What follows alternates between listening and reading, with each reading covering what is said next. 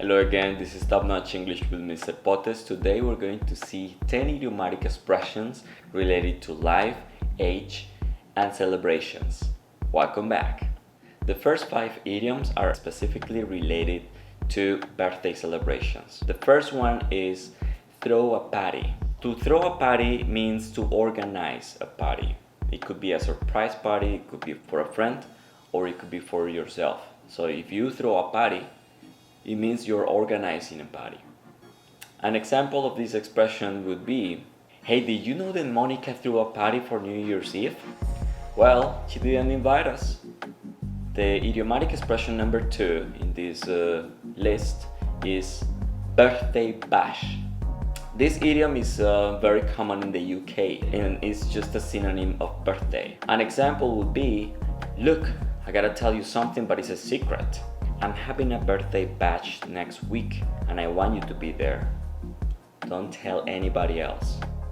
The next one is party animal. Party animal is a very informal way to refer to a person who loves to be in sociable environments, a person who enjoys sharing with others and being in parties, actually. As we say in Spanish, especially in Colombia, fiestero, el alma de la fiesta, somebody who loves to enjoy sharing with others and stuff. Usually these people pop up at a party even without being invited.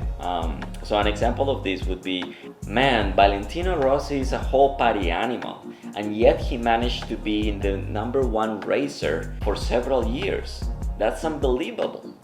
The next idiom is actually the opposite to party animal, and it is a party pooper. So a party pooper is actually a person who hates social environments, a person who hates parties, a person who likes to be isolated and on their own, alone, or a person who ruins the celebration or the party, okay? That's a party pooper. Next one, crash at someone's place. Normally, the word crash is related to an accident, when 2 cars crash. But as an idiom, you can crash at someone's place for a night. It means to stay at a friend's house for a night. This is related to parties because sometimes when the party is over, it is already too late for returning home. And if you live with your parents, for example, you can end up disrupting their sleep, and that's not really pleasant. So you can crash at your friends for that night instead.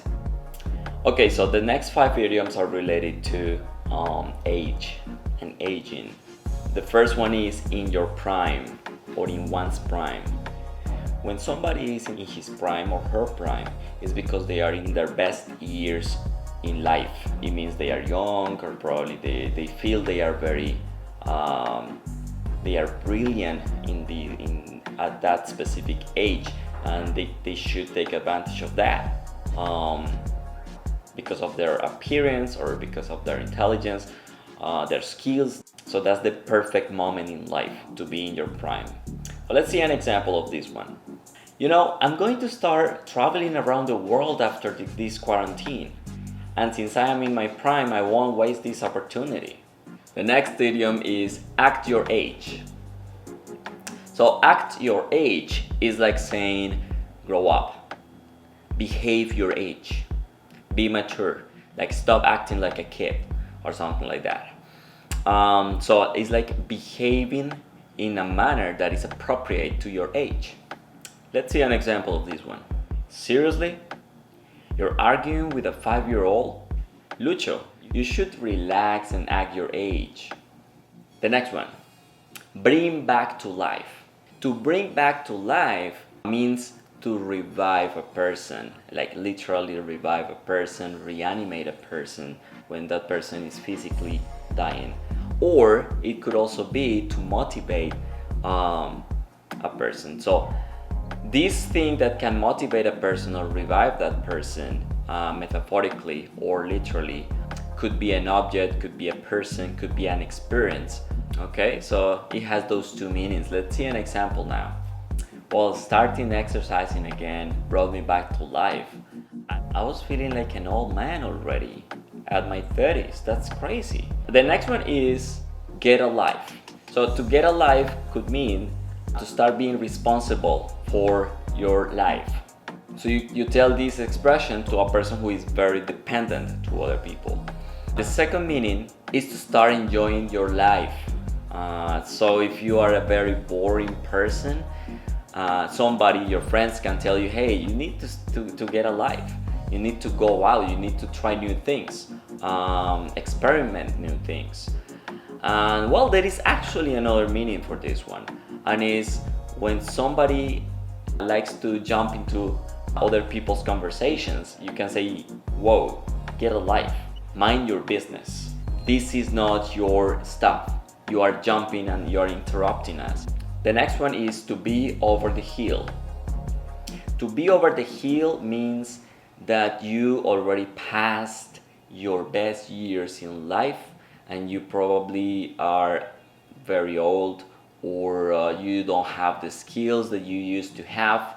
So you pass your prime, you're not in your prime anymore.